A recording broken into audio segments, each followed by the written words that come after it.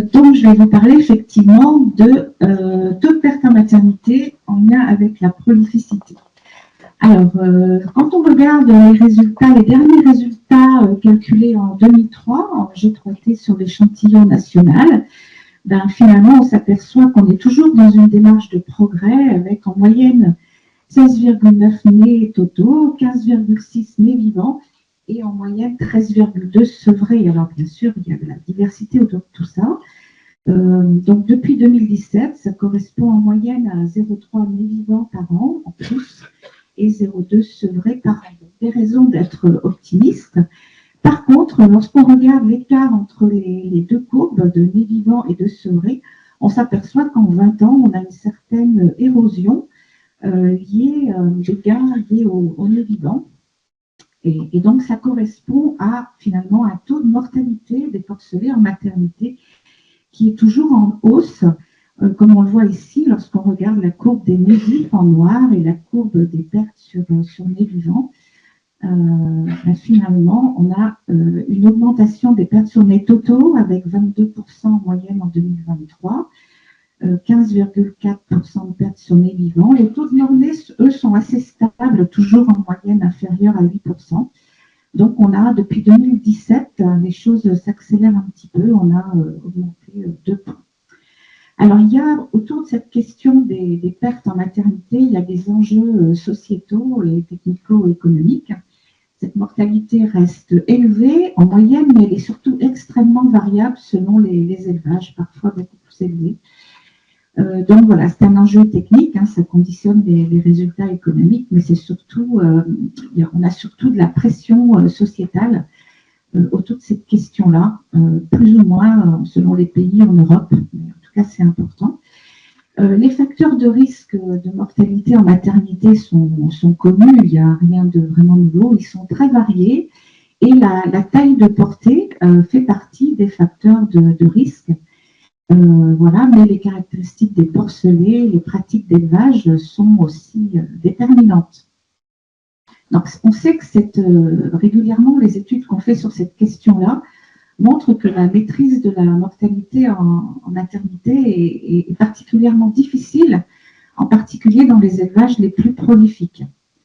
Et puis, comme on l'a vu dans les deux interventions précédentes, l'arrivée des maternités en liberté pose des questions. Est-ce qu'on va aggraver encore plus cette mortalité?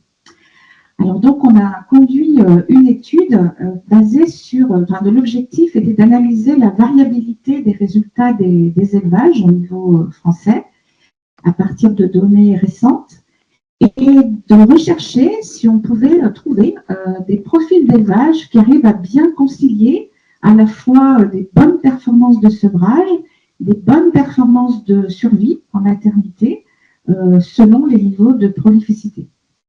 Bon, est-ce qu'on peut sevrer beaucoup avec peu de pertes?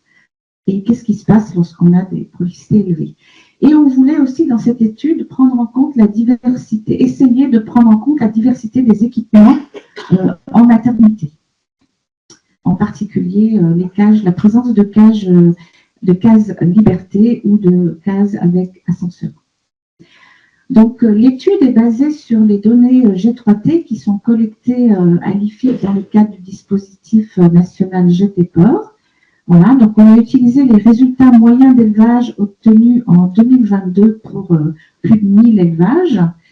On a utilisé un outil statistique de typologie auquel on a demandé de nous identifier des groupes d'élevage statistiquement différents. Et donc, l'outil statistique nous a trouvé 5 groupes d'élevage qui sont statistiquement différents. Et en fait, ces 5 groupes correspondent à des combinaisons variées de résultats de sevrés, prolificité et perte. Alors, qui sont ces 5 groupes d'élevage? Alors, ces 5 profils, donc vous les voyez ici sur le tableau-là. Alors, vous voyez que le nombre d'élevages est extrêmement différent selon les groupes. Dans le groupe 1, on n'a que 1% de l'échantillon. Dans le groupe 2, 12%. Le groupe 3, 42%. Groupe 4, 34%. Et le dernier groupe 5, on a un peu moins de 10% d'élevage. Ces groupes sont classés par nombre de sevrés croissants. Donc, en moyenne, les groupes 1 et 2 sont ceux qui sèvrent le moins de 12 porcelets. Le groupe 3 un peu plus, 12,4, le groupe 4, 13,2 et le groupe 5, celui qui sèvre le plus, en moyenne 14 porcelets. Alors, ils sont classés par nombre de sevrés croissants, mais ils ont des niveaux de prolificité différents, ces groupes, en fait. Donc, quand on regarde les nés vivants, la dernière ligne du tableau, on voit que les groupes se classent en nombre de nés vivants moyens croissants. Donc, les groupes 1 et 2 sont ceux qui ont le moins de nés vivants, et le groupe 5, celui qui a le plus de nés vivants, en moyenne 16,6. Voilà. En nés totaux, donc en prolificité totale, le classement n'est pas exactement le même. Ça change en gros entre le groupe 1 et 2. Voilà. Alors, sinon, qu'est-ce qu'on peut dire de plus? Lorsqu'on regarde les pertes, donc là, vous les voyez sur la dernière ligne, les pertes sur nés vivants. Donc, vous voyez que les pertes sur nés vivants sont finalement maximum dans les deux premiers groupes, le groupe 1 et le groupe 3, enfin dans les groupes 1 et le groupe 3, avec 22,6%, 18,7%, et ils sont minimum, les taux de perte, dans le groupe 4, avec en moyenne 12,3%. Donc déjà, ce groupe 4, là, il nous intéresse. Dans ce groupe 4, on va trouver des élevages qui arrivent à concilier des bonnes tailles de portée sevrée, finalement, avec des taux de perte minimum et dans une plage de prolificité qui n'est pas non plus, qui semble raisonnable. Voilà. Alors, qui sont ces groupes? Alors, les groupes 1 et 2, en moyenne, ce sont des petits élevages qui sont plutôt situés, alors pour le groupe 1 hors Bretagne, pour le groupe 2 plutôt dans les départements d'outre-mer. Et donc, ils ont des profils assez différents. Le groupe 1, ce sont à 93% des élevages bio ou plein air. On ne les avait pas retirés de l'analyse, hein, c'était une analyse nationale. Donc, forcément, ils ont tous des maternités liberté, de fait, en raison de leur statut bio. Et bon, pas de cage ascenseur. Et ce ne sont pas des élevages qui, forcément, font appel à des truies nourrices. C'est la première ligne que vous avez en haut. On avait calculé le pourcentage de truies nourrices ou de porcelets en allaitement artificiel. Dans le groupe, alors par contre, ils ont des prolificités élevées. Hein, dans ce groupe 1, on est au même niveau de prolificité que dans le groupe 4 et 5. Dans le groupe 2, donc on est dans les départements d'outre-mer. Donc là, on a des prolificités qui sont plus faibles, des pertes qui sont élevées aussi. Enfin, un peu moins élevées. Voilà. Mais on a des cages ascenseurs, par contre. Donc là, on a une tentative dans cet échantillon-là d'essayer de résoudre le problème des pertes en mettant en place des ascenseurs. Le groupe 3, bon, c'est 42% des élevages. On a dit qu'il y avait des prolificités assez élevées, on va dire, mais des pertes également plutôt élevées. Et il n'a pas de caractéristiques particulières. Les élevages sont dans toutes les régions. Voilà, on trouve un peu de truies nourrices. On va trouver aussi des cages ascenseurs, un peu. Et on a 4% d'élevages qui ont des maternités liberté dans cette catégorie-là, dans ce groupe. Donc, des éleveurs qui ont des difficultés à maîtriser vos pertes. Voilà. Le groupe 4 et 5, donc là, on est plutôt en Bretagne, on a plutôt des grands élevages. Donc, ça peut, le fait d'avoir des grands élevages, ça peut suggérer des main-d'œuvre spécialisées qui est peut-être plus adaptée à gérer les maternités. On voit aussi apparaître cette fois un pourcentage significatif de recours aux truies nourrices et à l'allaitement artificiel, qui est à une fréquence maximum dans ce fameux groupe 5 qui sèvre le plus. Voilà. Là, on n'a pas de production biologique, on est en conventionnel. On a un peu plus de maternité collective dans le groupe 4, donc là encore, ça rejoint l'hypothèse d'une main-d'œuvre plus qualifiée, plus concentrée sur la conduite de la maternité, potentiellement. Voilà. Et on trouve dans ce groupe 4 un peu de maternité liberté, pas mal de cages ascenseurs. Dans le groupe 5, dans notre échantillon, on n'avait pas de maternité liberté, mais quand même aussi un peu de cages ascenseurs.